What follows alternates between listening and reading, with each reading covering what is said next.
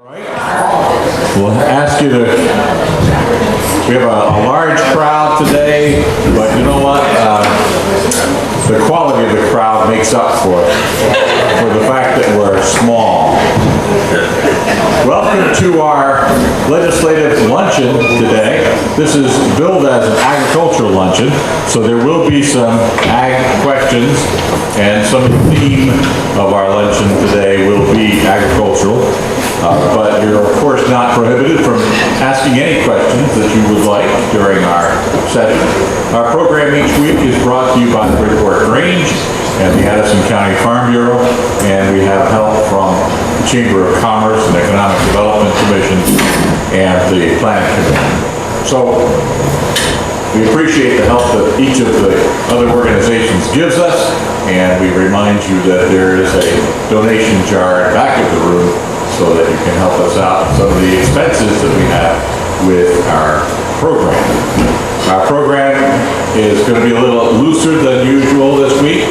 We're not going to hold you as harshly to the time considerations. We'll keep an eye on it, and you'll watch the red, green, and yellow lights up here, give you an idea of when that you can stop. We hope that there's lots of questions for our two legislators so far that are here. So let's start off by introducing having the introductions of legislators.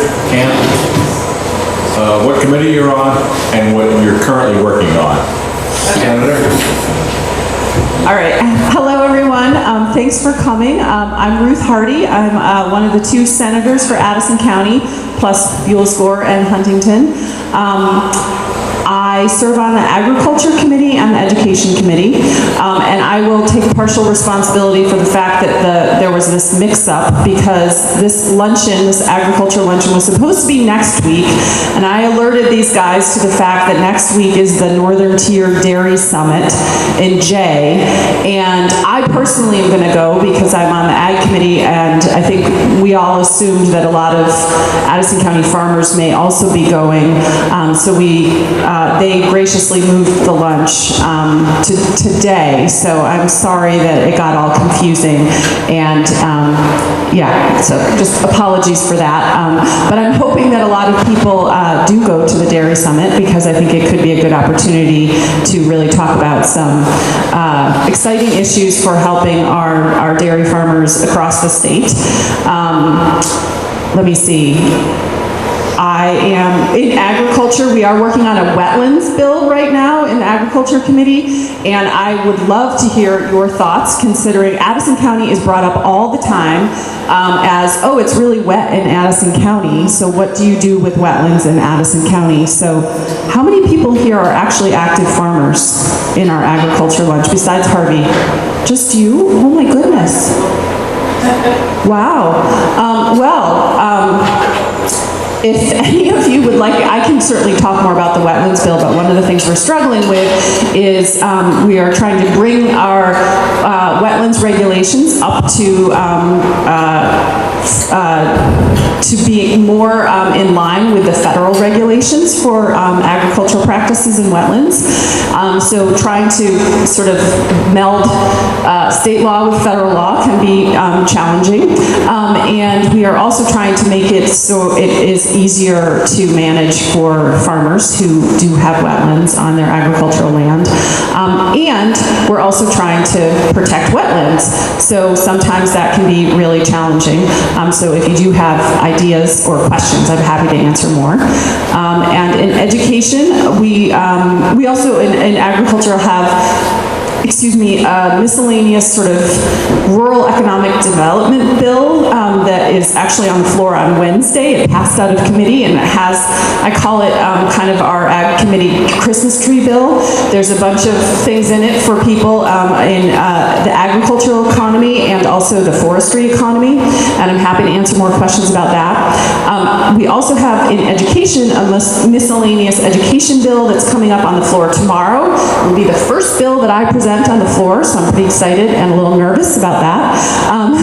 And that includes a few things about career technical education. I was just talking to Lynn about a thing about, unfortunately, a lot of our private colleges are closing, our smaller private colleges are closing.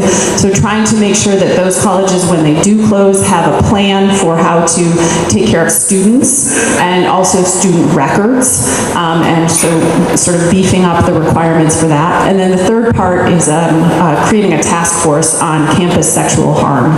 Unfortunately, that's an issue that many college students and colleges are dealing with these days. So that's the education bill. There's also a bill about Act 46 and delaying the mergers, which thankfully here in Addison County is not actually an issue for the vast majority of our towns because they've already merged, but also happy to answer questions about that. And then, yeah, I think that's it for now, but there's more stuff coming. So I'll turn it over to Harvey. Good afternoon. I'm Harvey Smith, State Representative from New Haven, Weybridge, and Bridport, and I'm glad to be here and one of my towns. I serve on the House Natural Resources, Fish and Wildlife Committee, and the two bills that are taking up almost all of our time right now, one of them in particular is the changes to Act 250, and that's really a huge piece of legislation that'll impact all of us one way or another before we're done. And I think that's probably going to be a 2-year process instead of a 1-year process. And then the other bill that we seem to be spending a lot of time in this last 3 or 4 weeks is a bill called Wanton Waste of Wildlife. And its number is H357, and it has to do with hunting, trapping, the use and recovery of animals that one harvests. So that's it, and I'll be glad to talk about wetlands. Okay, so we're open to questions. If you'd like to ask a question, please move to the microphone and give it a try. We had a good lunch there. Thank you, back. Okay. I'll put it like you said. Okay, good. Some observations. I don't know whether I live in town here since 1960. Put your mouth right on that mic so you can hear you. Is that on? Okay. Is it on? Yeah, Tuesday. So I've lived in town since 1969. A dairy farm. And I sold my cows in 2006. In 1979, I got $15 a hundred net. Net is after you take off the trucking and dues and the transportation. In 2006, when I sold the cows, my net price was $10.42. So like Harvey said, that's it, I'm out. I'm not gonna borrow money, go in debt, I'm out of debt, I'm gonna just sell the cows. They went to Pennsylvania. So I talked to a farmer and last week, I said, what are you getting for net for your milk? It's $15.90. So no adjustment for inflation. I mean, and I just read in the paper yesterday in the Burlington Freaky Press, this farmer up in Shelton's buying feed and needed $30,000. And his daughter started a GoFundMe. And he got $25,150. And that's kind of disgraceful. The farmers are down to going out in the street with a tin cup and giving me money. I think that's humiliation myself. There was a speaker at the Vermont Farm Show. This was the end of this January. A woman, she was talking about Montana. Montana has quotas. They've had quotas for years. There's 60 dairy farms in Montana because of the mass of the area there. They have one buyer that buys 95% of milk, That's Costco. And the Costco tells them we're gonna need this much milk, and that's what the farmers produce, no more than that. Too bad the rest of the country can't do it that way, but the only reason you're getting low prices is because too much supply. And in California, see, we think we're a big deal in New England, which we are, I suppose, but in the dairy business, which is 75% of the agricultural income, is state dairy and dairy beef. In California, they have 1,600 dairy farms. They produce 53 billion pounds of milk annually. 25% of milk in 1,600 dairy farms in that state. See, we have 700 dairy farms. We produce 2.6 billion. So nationally, we don't amount to a Tinkerstan. The fact is, you could take all the farms in New England, dairy farms, it's a 6 billion pounds. You could eliminate them today, and they bring their milk in from the west, and you'd never miss it the next day. Those are the facts. I went to the 100th anniversary of the Stockbridge School of Agriculture at the University of Mass. That's the agricultural school. I went there, graduated in 1968. They had 100th anniversary, so I went down there in September. This is like 300, graduates there from all the years, and you wear a little tag telling your major and what year you graduated. You're looking around for somebody that graduated in your class. And after the second day, a fellow, he spoke to me. He graduated my class, and he bought a farm in Idaho. No, he bought in Iowa, 1970. He milks 100 cows, and he has 100 acres. And I asked him, well, what do you get for milk out there?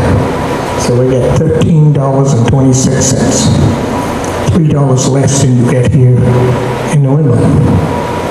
So that's your competition right there. So I don't know if farmers complaining they're getting too low prices now. How'd you like to get $3 less than that? So those are some of the comments I have.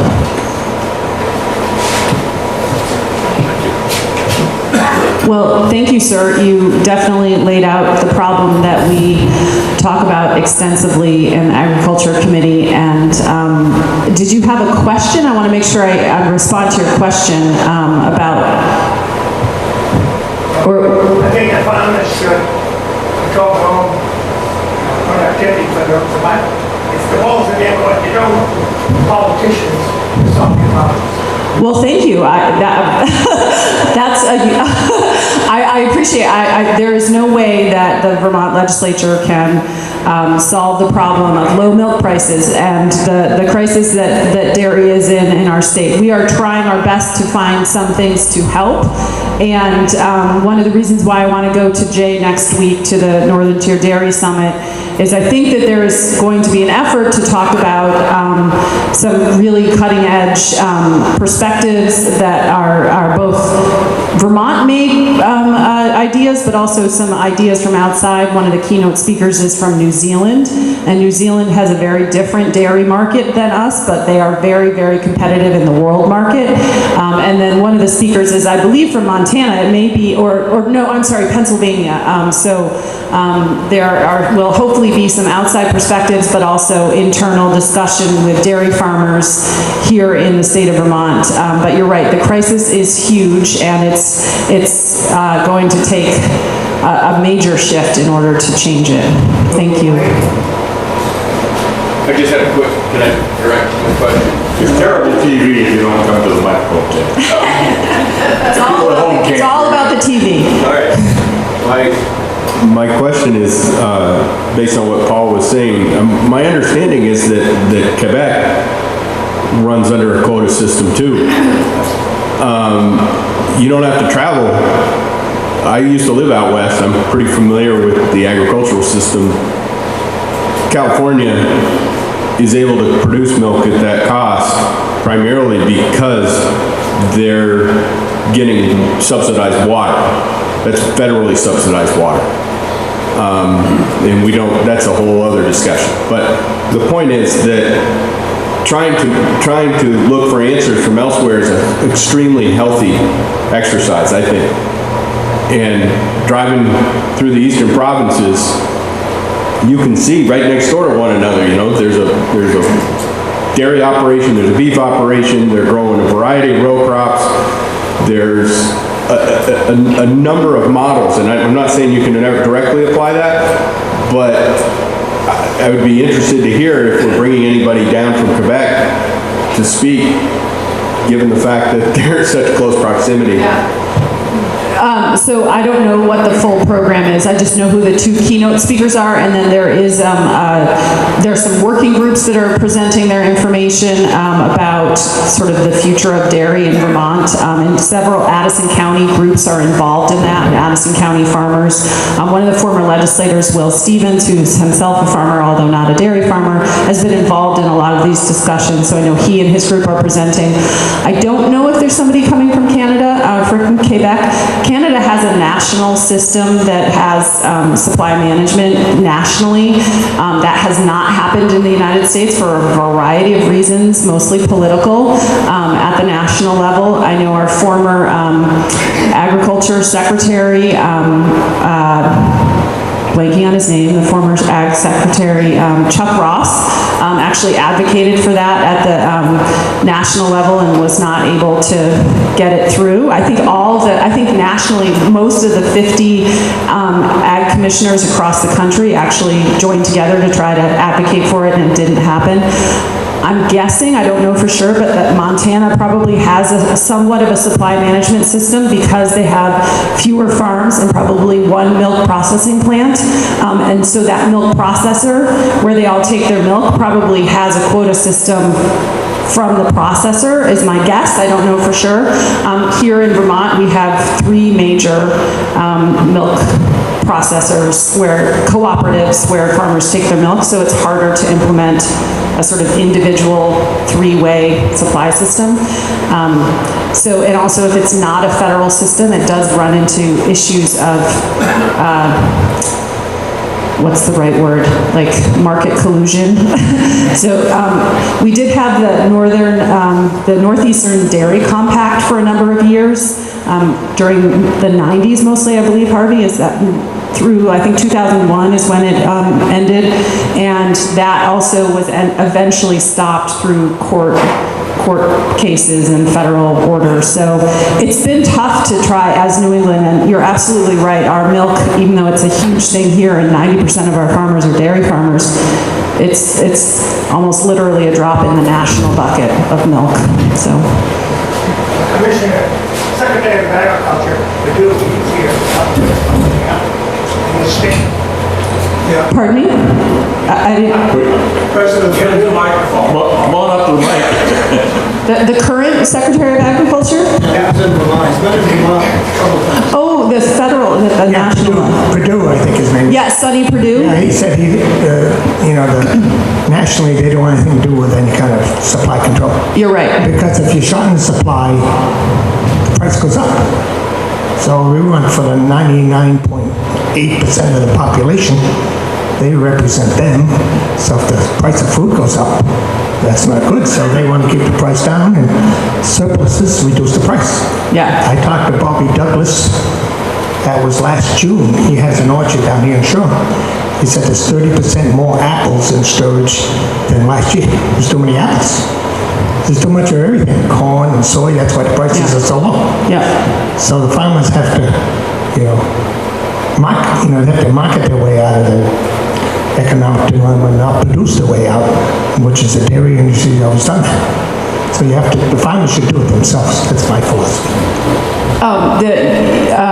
You're right, there's a lot of cheese in national storage because there's so much milk, and also powdered milk. Just anything that can be stored longer than fresh milk is put into storage. And yeah, it's an unfortunate reality. And there was something else I was going to say, but now I can't remember it. But you should come visit the Ag Committee and talk to us about it. Hi, Barbara Wilson Shoreham.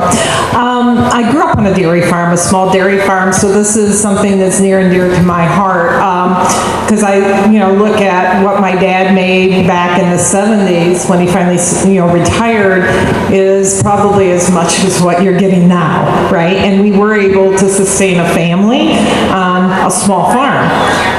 And so I have been reading articles on this recently, and there was this article from Iowa, and they were talking about how all the small farms are being squeezed out. So part of the elephant in the room is really the large producers that are factory farms, Vermont doesn't have a factory farm, but they can control the price. They can undersell their milk at a very low price, which then causes people to go out of business. And that was what was happening in Iowa, all over the place.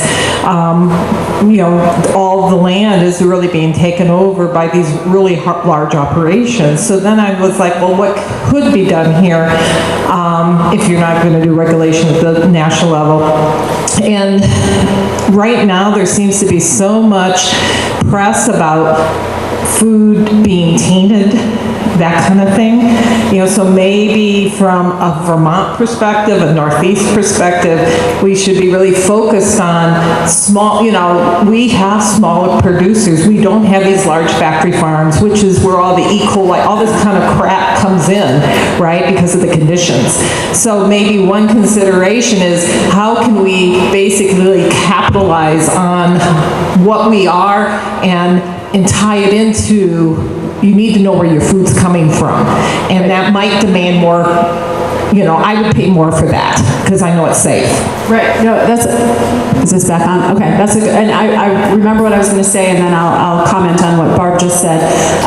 With your comment about the prices being kept low, the unfortunate reality, as you know, as a former dairy farmer, is that the person in the supply chain that gets the least amount of a very low price is the farmer. So there are low prices, and then the processors and the agents and then the retailers, all those middle and upper end of the chain gets more money than the dairy farmer who actually produced the milk. But in terms of what you were saying, Barb, about sort of marketing, that's a conversation that we have all the time in the Ag Committee. And in our Rural Economic Development Bill, there's actually a small study in there, or a couple studies. One is about milk, sort of Vermont brand milk processing plant, and whether that's even an option given the current state of affairs with dairy, but we are trying to get some more information, and it would be sort of that Vermont brand of milk, kind of like the Monument Farms brand, but statewide, and so we've had some people coming in, and Kimblebrook, which is also a small processor, they came in and testified to us about trying to make sure that we're capitalizing on that Vermont brand. We also talk about that in terms of all dairy, ag products and forest products. That was one of our priorities for the hemp bill, which will create a hemp sort of system in Vermont and make sure that it's based on small processing, small producers, and a Vermont brand of hemp that's high quality, sort of. So we're also, in terms of trying to figure out where your product, your food comes from.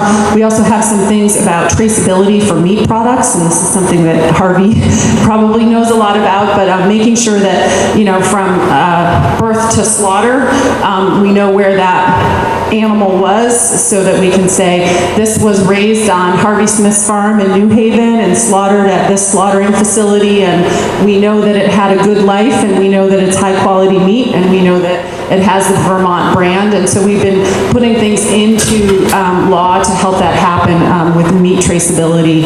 So we are thinking about, along those lines, about really capitalizing on the Vermont brand of products. So Harvey, you've been so polite. Step forward if you want to have a comment. There's so much to talk about, you don't know where to start. But I will start with beef, traceability. And it's for all of our meats, not just beef. But the largest pushback for putting that program in place was the small isolated producers. They didn't want to have any identification of their animals. There was a huge pushback on that. We actually dropped the program back in Jim Douglas's earlier years. We were looking at putting Vermont, out there on the forefront. It's a national initiative out there. But it's kind of interesting that it was the smaller producers that didn't really want to be identified and be identified all the way through the system. So that was a real struggle, and they were the ones who really pushed back the hardest. So, but this whole discussion about milk and agriculture, and wow,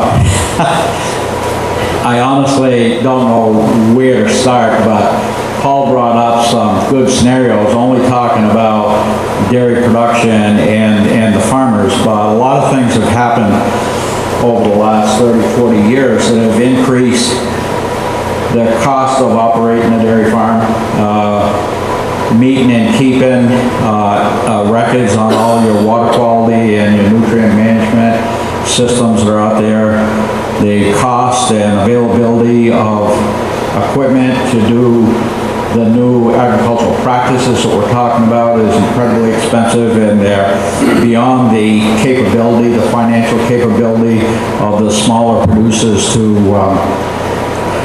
compete in that marketplace and meet those standards. On the other hand, when you were talking and describing the smaller farm, and I was thinking in Addison County, all the large farms are made up by multiple generations of the same family. So when I first started farming, and what Paul did, if you wanted to start farming, you were on the family farm. If the neighbor's farm came up for sale, you went down and bought that neighbor's farm and you started up on a small scale. But as the cost of doing business changed, then the family started looking at it and saying, boy, you know, if I really want to have any kind of a life besides just milking cows twice a day, then I need to be in a different type of operation. So that's part of the reason that the farms started getting larger, at least here in the Northeast. It was driven by economics. It was driven by meeting the family needs and meeting the social needs of the families at a time where they wanted to be part of the greater culture as well. So there's a whole host of things that have taken place. But a lot of the rules and regulations that we have now, just to maintain your records for the water quality issues alone, almost takes a full-time compliance officer to do that. So the small producers are at a disadvantage when they go out and do the chores and spend 12 to 16 hours a day doing the work of the agriculture community, and then come in and going to spend another 2 or 3 hours doing water quality book work and compiling, you know, the records that they've accumulated during the day, make it very, very difficult. So there's a lot of things that have changed. The other thing that's changed is the consumption of dairy products. At one time, we were a fluid milk, you know, the milk we drink. That was the primary driver in pricing of our milk. Now it's not anymore. It's class 2, class 3 products, which are your butter, cheeses, you know, different. Well, they are, but they're the ones that keep our stable price. But then when you really think, why is that happening? And part of the reason it's happening is because we have so much competition in the beverage case in the supermarkets now. When you go to buy your milk, you have a lot of options between dairy milk or nut milk or, you know, soy milk. There's a lot of options that didn't exist a few years ago. And I remember when I was sitting on the National Dairy Promotion UDIA, we were trying to increase our export of some of our surplus milk. And at the time, we were in 2, 3, 4% of our total dairy production. It was being exported out of the country, and our goal was to get to 15%.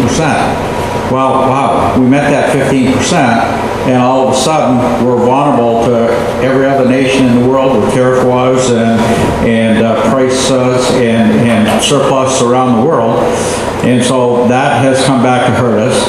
At the same time, the folks that are drinking fluid milk have shrunk dramatically. I can remember when it was recommended that we drink 3 glasses of milk a day. And I remember I loved milk. I think I probably made that quota 3 times a day. So anyways, a lot of things have changed. And then we have small dairies that are struggling right now because of trying to expand their market territory because of some of the lost consumption that they've had. So, I mean, it's not an easy solution, and I do agree with Ruth. There isn't going to be much that Vermont can do unless we can create some niche marketing opportunities for us, and that's going to be hard because our niche marketing opportunities require that we go to Boston, we go to Connecticut, we go to New York City, we go to the places that we have plenty of consumers to consume what we're producing. So no matter what we do, it's going to be a challenge. The other part that's changed is the farmers have become so much more efficient in producing their milk. In other words, I can remember when a 12,000 pound herd average was a good herd average. I mean, you were above the average. And now you need to be 2,500 pound herd average to do that. So cows are producing a lot more. Genetics have changed a lot. Our ability to grow high quality feed for the animals has changed a lot. We have learned the science of feeding the animals much better than we had before. So there's a lot of contributing factors. There's not just one thing that's out there that's fragmented. So you both may want to weigh in, Spence Putnam from Weybridge, you both may want to weigh in on this, but Harvey, with your experience in agriculture and the changes you just listed, if you could put yourself 50 years ahead and you could design the Vermont of 50 years from now, what role would agriculture play and what kind of agriculture? This is a tough one, I know. But if you could design it, what do you think would be the best outcome for our agricultural economy? You know, I don't have a crystal ball, and I haven't been looking there. I'm having a hard time struggling to understand the changes that have taken place in the last 50 years and how we got to where we are. Never mind trying to solve something 50 years down the road. On the other hand, I know that people are going to eat. Right now, there's a trend to know where your food's coming from, know the quality of that food, know the traceability of that food. There's a real desire to have that food that's fresh and not processed. People want to get away from the processed food because of a lot of health-related issues that we've discovered over the last 50 years that it creates. So I think if you look at that, we're always going to have agriculture in the state. What the production's going to be, whether it's milk, beef, dairy, combination of those, small, there's probably some crops that I have never heard of some animals that I've never even heard of that will probably be part of our future, but I don't know. So I think the most important thing that we can do is make sure that we have the agricultural resources, you know, the land base, the ability to work that land. We have an infrastructure in place to service the agriculture community, and that's a real struggle as we start losing, especially tied with dairy, because dairy makes up so much of our total agricultural output. But as we start losing the infrastructure, we lose the desire to farm in that area. And I've got to tell you, there's places in southern New England where the farms were doing well, they were okay, but as their infrastructure went away, so did the farms, because the farms didn't want to take a day trip to Champlain Valley to pick up all the needs that they wanted to. So land, number one, supporting infrastructure is number two, and I think that in having rules and regulations, laws, rules and regulations that allow some flexibility for the agriculture to evolve in the future are critically important. And I don't think any of us have a crystal ball what it's going to be like in 50 years. But it's going to be different, but it's still going to include agriculture. So thanks for that question. I don't know exactly what agriculture will be like in Vermont in 50 years. However, I think that we have a long tradition of agriculture here, and we need to be able to sustain that as part of our economy and part of our culture and our history and our future. So I hope that we have a vibrant agricultural community in 50 years. We right now are a state, 90% of our farms are dairy farms, and we, more than any other state, are reliant on a single commodity, and that commodity is milk. So that is not sustainable. So I think over the next 50 years, we're going to have to see a lot more diversified agriculture and a lot more dairy farmers who are adding on to their farm, doing different things. One thing that I've heard from dairy farmers that they're looking into right now is hemp. So growing hemp, although I don't think that's the be-all, end-all, I think that's going to be somewhat boom and bust, but I also think that that's an option for some farmers. There are other crops that are coming in. Hops is another one, and then some diversified vegetable and fruit farms. But I think we need to be more diversified as a sort of full agricultural economy in the state of Vermont in order to sustain ourselves in the next 50 years. I also think we're going to have to be resilient to be able to account for climate change. Climate change is going to be a big factor in how our farmers work their land and what land is available for ag. The sort of long-term climate projections is that New England is going to get wetter, and we already are pretty wet here. And so making sure that we're taking into account ag practices that are going to account for climate change. So those would be the two things, diversification and resiliency, but maintaining our prominence in agriculture, especially in the Northeast. We are pretty much the #1 ag state in the Northeast and in New England, and we want to maintain that, I think. You can go to the mic, I think, they're going to tell you that. Yeah, so maybe rice and cranberries. Yeah, actually, rice actually is something that's coming into production in Vermont, and cranberries have been here for a while, and maybe we'll expand, but you're right. Those kinds of things that we can account for the new climate. Yeah, I was just going to comment, and when you said, Spence, 50 years in the future, there's a lot of interesting examples out there. High mowing seeds might be one of them, where seed banks are another. One of the things we don't have is scale, right? Vermont doesn't have scale. But one of the things we do have are creative people because we've had to be. So, I mean, no matter what, you don't have to look very far to know that something's going to change with the dairy industry. And you're going to be left with a vacuum. And what fills that vacuum may not happen overnight, but I think one of the really important things that we just touched on was that in the future, risk is going to be big.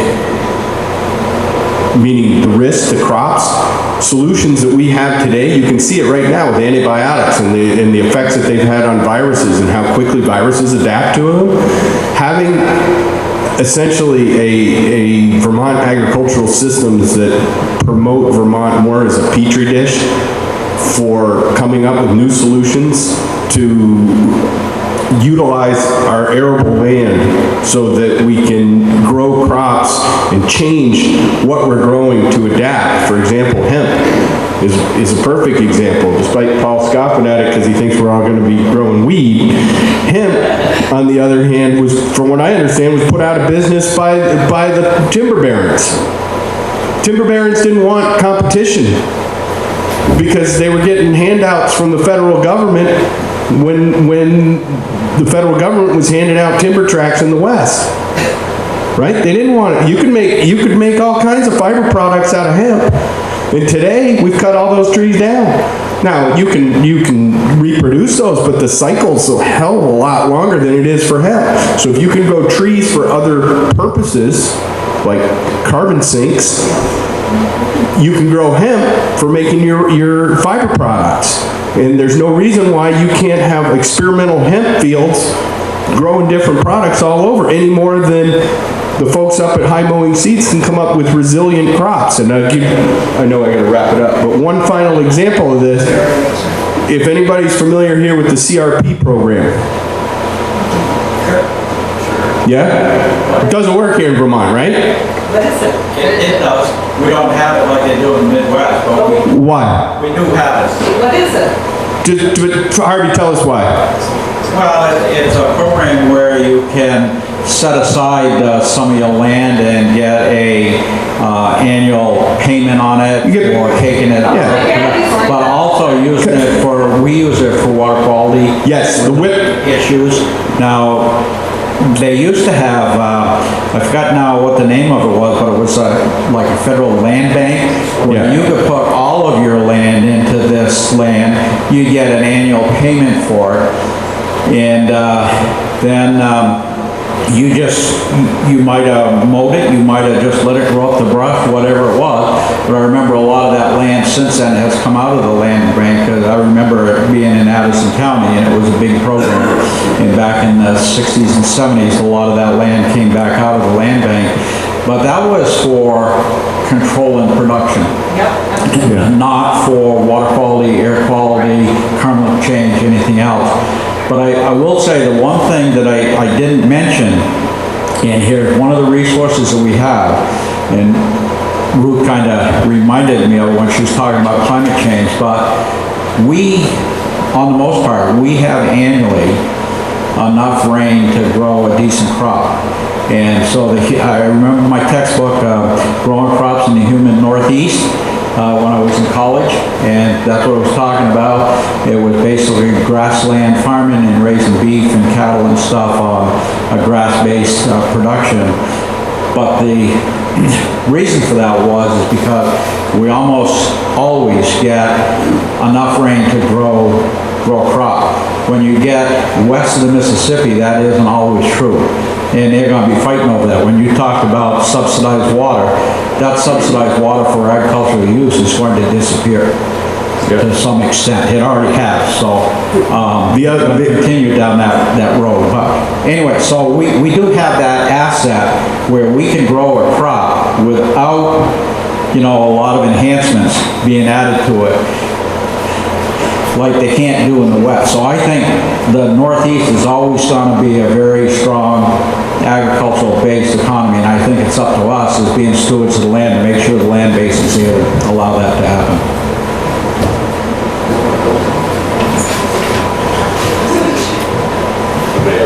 Bill? Let's see, I don't think I'll be here in 50 years to see it, but I spent 40 some odd plus teaching youngsters and also oldsters. I used to have an adult farmer class. It's still, some of those farmers are still in business and running, but I don't think I did enough to identify them with supply and demand, basic economic skills. And dairy farmers will never get across the country to get together. If every one of them today said, I'm going to drop my milk production 3%, it would solve the milk crisis and the low milk prices here in the area. Retailers have figured out over the years that you're going to go in the store, you're going to buy a gallon of milk every week. 2 gallons now, depending on the size of the family you have. So do you see a decrease in the price of a gallon of milk in the stores? No. Back a few years ago you might have, but they smartened up. They know you're going to buy that milk. They bought a lot cheaper to make their dairy cases a lot more financially economical. The dairy cases in the grocery stores yield the most amount of money for the retailers. Think of that. But yet the farmers that are producing it on the other end don't get it. The problem with our dairy farmers is when the price of milk is low, they add on to the barn to create more cattle so they can sell more milk to try to keep up the income they need to survive. And when the milk price goes back up again, they add on again to make up for what they lost. It just doesn't make sense, and I ostracize these guys when I see them. Well, you're complaining about you can't sell your farm. You don't have a family that's going to come back into farming. And be it said that we've got farmer up the road that they don't have youngsters going to be able to buy that farm or want even youngsters to run it. Consequently, where are you going to sell your farm for $28, $29 million with a $5 or $6 million down payment? Only a law firm in New York City might be interested in that because they want to lose money. But most people would not put $5 million into a dairy farm at this point. Farm numbers have increased in the state of Vermont, even though the dairy farm numbers are down.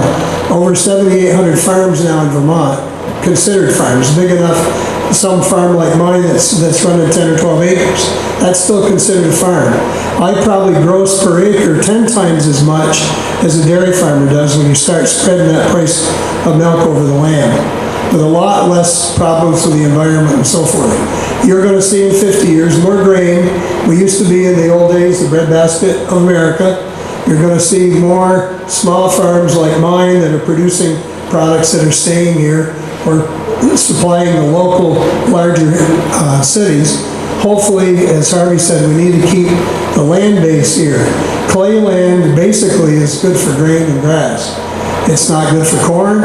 It's not good for anything else. You can't grow a real good crop of strawberries on it, as I know. But there may be other ways of raising those crops. So all these things to keep in mind, I won't see them all, but I'm still professing if I was 20 years younger, I'd be trying a lot of this stuff. And some of the dairy farmers are doing really well. Some of the kids I had in school are making milk curds in their farm. They're doing something different with the milk. They're processing it. They're taking away the middleman, which you have to do. And usually it's the middleman that's making the money. It's not the farmer. It's the middleman and the retailer. So keep smiling. We're going to still have ag, but don't let all of Addison County be paved with blacktop and a bunch of houses with roofs that put out a lot more. And solar panels. And solar panels. Well, we can use them, but they need to be on buildings and not on the ground. Hi, Barb again. One thing, I have spent some time reading the climate report, which is hard reading, on the International Climate Report. And for the Northeast, yes, we're absolutely going to be wetter, but it's going to be extreme. So we're going to have like the 3 to 5 inches that kind of takes our soil away, and then we're going to have drought. You know, so I see it, I grow berries, right? And in the spring, it's like really wet, and it's like hard to get out there and work it. Like right now, I should be prudy, but I don't want to go out there because it's muddy. But then in July, you know, especially it seems in Shoreham, there's like this hole that all those storms go around us. Like I have no rain. I am like scared to death because I have no rain. And it literally goes from one extreme quickly to the other. So we have to figure out how to, you know, control the water and harvest the water. You know, I have a pond, thank God, so I can irrigate, because otherwise the crops aren't going to thrive because you don't get this showers, the constant rain that you need throughout the growing season. Harvey? Yeah, I think that's a realistic statement, and those are the challenges we're going to face, but I think part of what we need to do is make our lands more resilient to that heavy rainfall that we have, and the farm community has been doing, I think, a pretty stellar job going down that direction the last, 5-10 years, and basically with not tilling their soil, using no-till equipment and planting their crops into an existing crop. And what that does, it builds up the organic matter in the soil. And for every percentage of organic matter that you bring up in the soil, you increase the water holding capacity around 24,000 gallons or more per acre.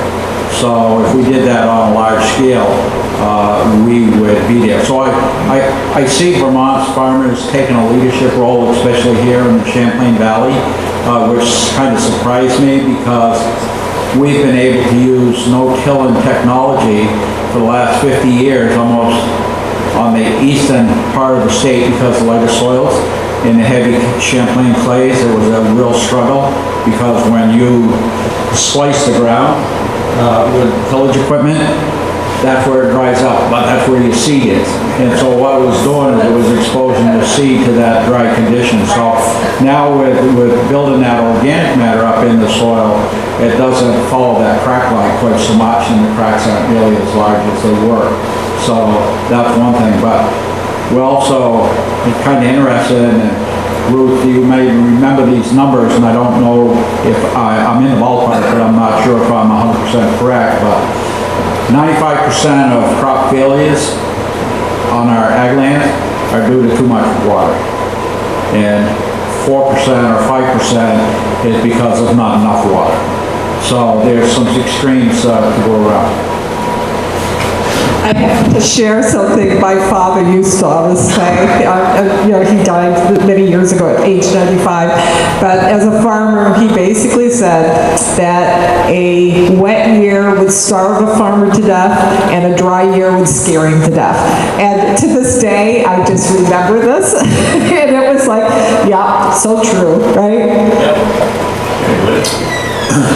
Thank you, and thank both of you for showing up today. My name is Lynn Cole. I'm the Executive Director of Addison County Relocalization Network. At the beginning of the legislative session, a brave group of our farmers and our extension, UVM extension, I believe spoke to both of your committees, and one of the pieces of legislation that they were recommending is an environmental stewardship kind of benefit. I talked to Chris Bray last week about, I think it's Senate Bill 96, and he said that there was some funding within that through the Lake Champlain Clean Up Water Initiative. And what it would do is would basically use the land as a land bank, that instead of subsidizing product that was being created on that land, taxpayers' money would be used to subsidize great techniques like no-till, buffer zones around our creeks, fencing livestock off of creeks, those kinds of things. So my question is, do you either or both of you support that legislation, and where's that legislation standing, and do you have some kind of idea what that might look like? Thank you. Yeah. Do you mind if I go first? Thank you. So I actually don't know specifically about S96. That's probably a bill that's in Senator Bray's Natural Resources Committee. I don't believe it's come to the floor yet. I believe it did last week. S96? And maybe it was a House bill, and maybe it came to, I don't know. I don't know specifically that one, but S164, I believe it is, which is the bill that I referenced, the Rural Economic Development sort of Christmas tree bill. It comes to the floor on Wednesday, and that's from the Senate Agriculture Committee. And what is in that bill is a pilot study of a program for what we're terming, and a lot of people are terming, ecosystem services, and I think that's what you're referring to, and that would create a task force of various players, including the Champlain Watershed Farmers Alliance, which is the group that you referenced that came and talked to us. We heard from a bunch of different farmer watershed groups around the state, the Champlain Valley one, the Connecticut River one, the Lake Memphremagog, I can never pronounce it. So we heard from them, and we've heard from UVM Extension Services, and really the sort of goal of the ecosystem services program would be to not necessarily pay for practices, but pay for results. So building more resilient, high nutrient soils, preserving or reconstructing wetlands, and ensuring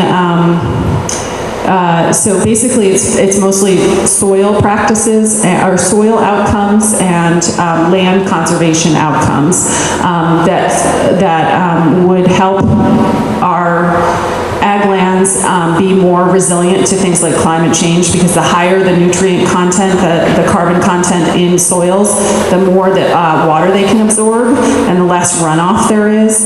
And it would have to be in our bill above and beyond the required agricultural practices. So farmers are already required to do a whole series, as Representative Smith said, of ag practices. So we wouldn't be paying them to do the ag practices that they're already required to do. We would be paying them for the outcomes of good soil and good land preservation and land use. That's the pilot study that's in our bill. There's some funding to fund the pilot study. This is already something that Agency of Ag is working on and as part of a federal program. I actually think it will be partly federally funded. UVM Extension is working on it. These farmers groups are working on it. The one I referenced with former Representative Will Stevens, his group is working on it. Former Ag Secretary Roger Albee is also, so there's a whole bunch of people that have this sort of same concept, and we're trying to bring them all to the same table and say, what's this program going to look like, and how is it going to work on all types of farms, dairy farms, but also apple orchards and, vegetable farms and sheep farms, so trying to make sure it works across the board and across the state in different watersheds and different soil types and that kind of thing. So there's a lot of science behind it, so it's complicated. It's not a just easy thing to do overnight. So S96 is up for second reading tomorrow in the Senate. So it's tomorrow, so I have to read it tonight and find out what's in it. Senator Bray is making the presentation. Okay, excellent, thank you. Yeah, good things take time. That was a good comment.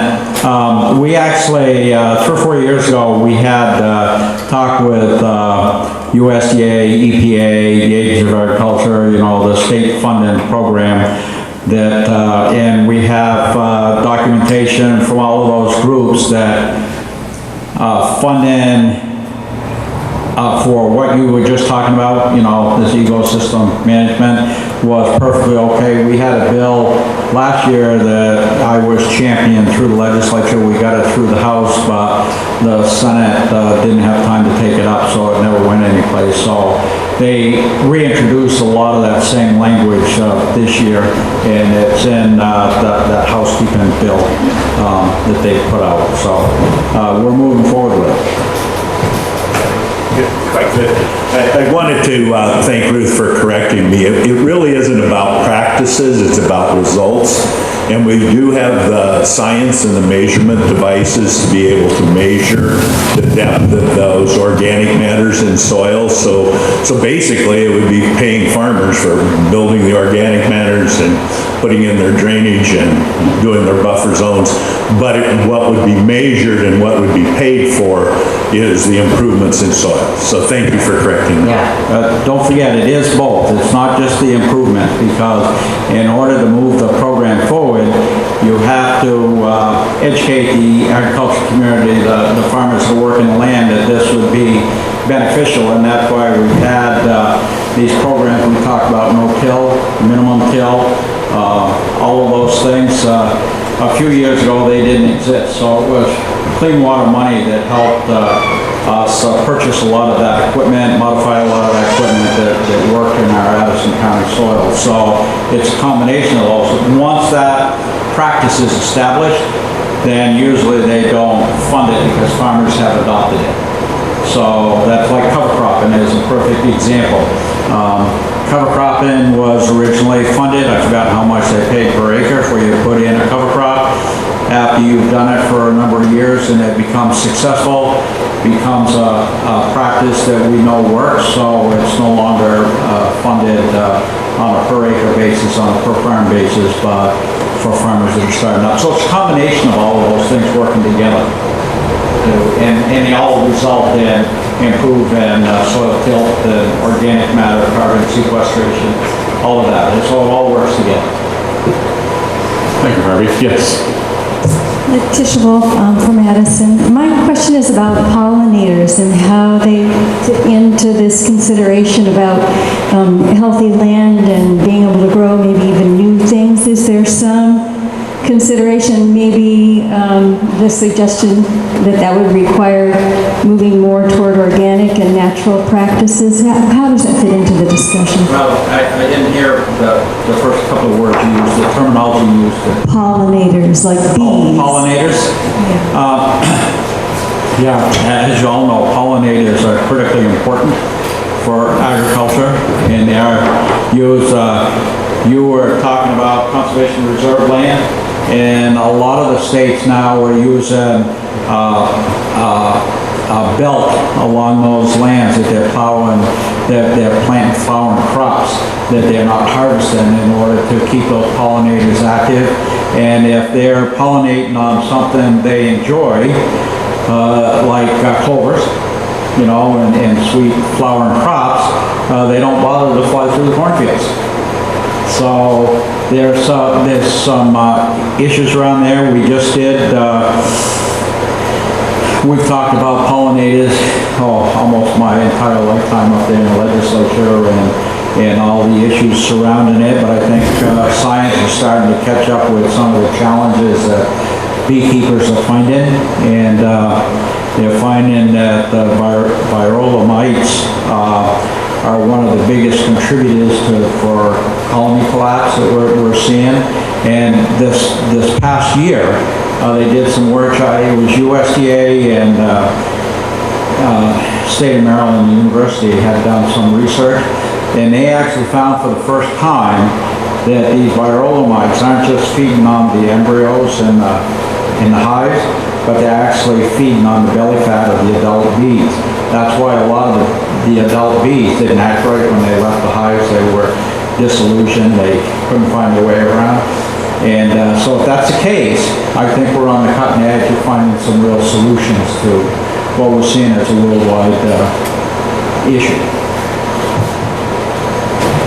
I just want to add, I believe there's a House bill, and probably Tim could look it up for me, but a House bill that's in the House Agriculture Committee that deals with pollinators and some of the challenges, the mites, and also some of the chemicals that might be affecting our bee populations. The Vermont Beekeepers Association has been active. I've heard from them a number of times. It hasn't reached the Senate yet, so I don't know all the details of what's in the bill, but I believe it's passed in the House Ag Committee, I believe, and maybe will be coming to the floor soon. So I'll know more when we get the bill in our hands, but I think that there's something moving along. And also, just a side note, I saw that University of Vermont just got a huge $500,000 anonymous donation to study pollinators. Some I don't know, anonymous wealthy person gave them a lot of money to study pollinators. So maybe there'll be something that's coming out of that soon too, which would be kind of exciting, although they just got the money, so maybe in a couple of years. So there's some action happening about pollinators. Yeah. Okay, more questions? Comments? Yes, you want to come to the microphone, or we've got somebody else that wants to? Pull that down a little bit so you can... Mary Ann Eustace Manning. I grew up on a dairy farm here in Bridport. I heard some talk today about diversity being a possible solution for the farms. Well, I decided I wanted to share something that my father had said. My mother had a big vegetable garden, and she would constantly try to get my father to help in it. And he would say, I would rather milk one more cow than work in the garden. Okay. Do you have something you want to add? It's good that you had both a mom and a dad. You've all done such a great job at keeping us in agriculture today. Let me ask another question on behalf of some other folks that might not be here, and that's about Act 250 reform. And Harvey, you've been steeped in that for weeks now. Your committee is working on it and continues to work on it. And does it look like you're going to work on it into next year? And what are the major changes that you're looking at? Well, it's a huge bill, and we have spent a lot of time on it. We're going to continue to work. I notice our agenda this week is pretty well filled up with different aspects of it. Some of the things that have changed is they want to drop that 2,500 foot elevation to 2,000 feet.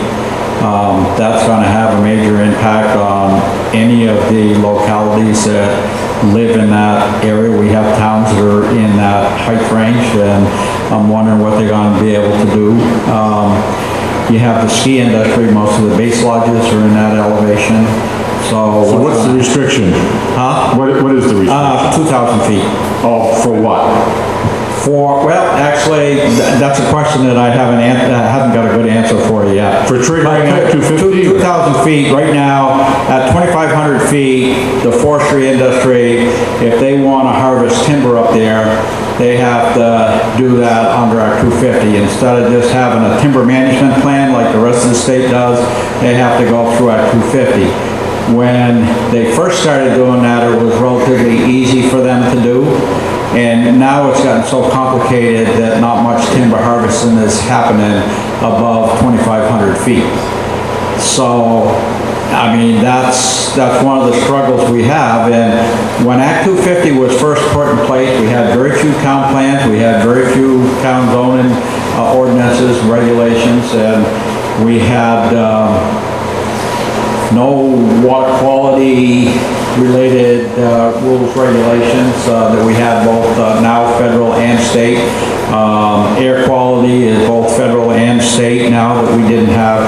So there's been a lot of changes in here, and I was hoping that as we look at Act 250 and making some changes, we could accommodate some of those municipalities that did have a very rigorous town plan and zoning ordinances and were set up to deal with their growth and development, instead of having the applicant go through both the town process and then the Act 250 process for the same thing, especially if we've designated some areas for that kind of growth. Like Middlebury is a great example. They have areas that are zoned for residential growth, and they've done a great job laying out some projects. I'm thinking of the South Village. I mean, I think they did a really good job with that. And I'm not sure if they've met all the criteria, why do we need oversight from both Act 250 and for there? Right now, under Act 250, the version that we're looking at has decided that the enhanced downtown designation is going to be the area that kind of falls into that footprint that allows some activity to happen without, heavy Act 250 oversight. But those are very small areas in our communities. They don't include the industrial park. They don't include that place for new housing. If you look at Virginia, it's basically Main Street, one block either side of, or more of the lights in the center of the town. And, that's pretty well grown out. I mean, there isn't a lot of room for new growth. I mean, you can regrow something there, you can fix something up there, and if I understand the process correctly, the reason those areas were designated was so that you could get some tax credits and some other benefits, an expedited process for making improvements in those areas. So now we're looking at that same area that was designated for that to be used as some kind of a special treatment under Act 250. So, What is it? Considerable cost in Act 250. So the question is about the cost of an Act 250 permit, just to make sure that we get this. well, actually, we haven't gotten into that, and I don't know whether we have, but we did take testimony from the slate quarries down in the Pulteney area. And they were very concerned that if they had to fall under Act 250 and go through the regulation, there wouldn't be enough profit left in that operation to bother to do it. So we may be shutting down an industry like that. And, how much of a role do they play? How important they are to Vermont's economy? I mean, years ago, they were a huge economic factor because that's where we got all our roofs. All the slate roofs. Now, very seldom does anybody put up a slate roof. So, times have changed, but anyways, and there's always a conflict between residential use and some kind of industrial use of that same geographic area, and that's what we're struggling with. And I don't know what the costs are, but well, actually, I think that would be very modest. The numbers that we were hearing were $30,000 to $60,000 to go through that process. So this is a huge deal for the state of Vermont, and we want to get it right. And I remember talking with an individual in Shoreham and said, boy, it would be nice to have this little center of town be the place that we're going to have future growth and development, and we're going to have, a little coffee shop, a little boutique here and there that, we can walk to and do things. Well, under this bill, I don't think that's going to happen. I don't think that's a possibility. So, I'm trying to wrap my head around this whole thing because it's so big, it's so huge, and for me to be sitting there, and we took testimony on which is the best process to go through an environmental court for an appeal or go through a citizens board for the appeal. And we heard from two groups of lawyers, one supported the board, one supported the court, and they both had incredibly good reasons. And yet, I've never been through that appeal. I've never been part of or party to that process. So we're trying to learn something new and understand it and make a decision that's really good for the state. And I've got to tell you, both groups of lawyers did a great job making their case. Now, they both could be partially right, they could both be partially wrong. One could be right and the other one could be right or wrong. So, this is the burden that you put on a committee of 11 people up there trying to sift through that. It's not going to be an easy process. Well, thank you, Harvey, and we just about have come to the end. Do you want to make a comment, Senator? I just wanted to say I am not in the loop on Act 250 directly. I just want to reiterate what Harvey was saying about how it's a long process. I'm thinking it's probably going to go into next year before probably the Senate gets the bill. So I think there's a lot of things still up in the air, so I don't know that anything's necessarily been decided. I do want to say that one of the purposes of Act 250 to begin with, and I think one of the purposes of making sure that it's still a viable program, is to actually preserve undeveloped land so that we can have it for agricultural practices and also recreational and environmental purposes. So I think it's important to keep our eyes on that ball to make sure that if we are talking about farming in 50 years, we actually have land to farm on. So it is complicated and there's still a lot of unknown questions to be answered, but I think it's still early enough that we'll get those answered at some point soon. So thanks. Thank you. One final comment, Tim, Bill Scott from North Ferrisburg. I forgot to do that last time. Just the senators here that are now going to deal with the Act 57 that's hanging on their wall. I understand they want to turn it into a constitutional amendment that abortion, as it sits on the wall, is going to continue to be the same. I recommend that the senators sincerely look at the recommendations that were tried to be attached to that bill, because if this becomes a Vermont referendum, everybody's going to have the opportunity to vote. I think along the term of being able to abort a baby the last day of pregnancy certainly is not going to last in that bill or the referendum if you get a vote of all the people. So okay, so thank you very much. With that, we're adjourned, I think, but we're going. Harvey, what did you have? I got people pushing here. We were talking about agriculture, and I neglected to mention, but again, Ruth brought it to my attention to keep our agriculture soils. But under Act 250, what we're talking about is in the bill.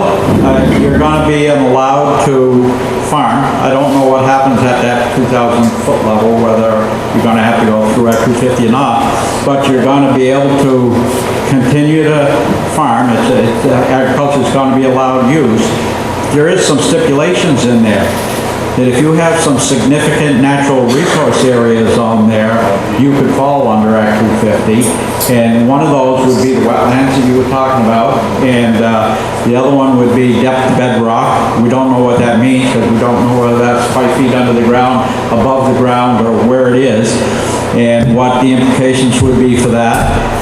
We have slopes of greater than 15%. There's a lot of slopes that are greater than 15% here in Addison County, but if those, and then there's a few others, if they draw you into Act 250, what's the implication of that for agriculture? Okay, the last word. Last word goes to the master of this grange.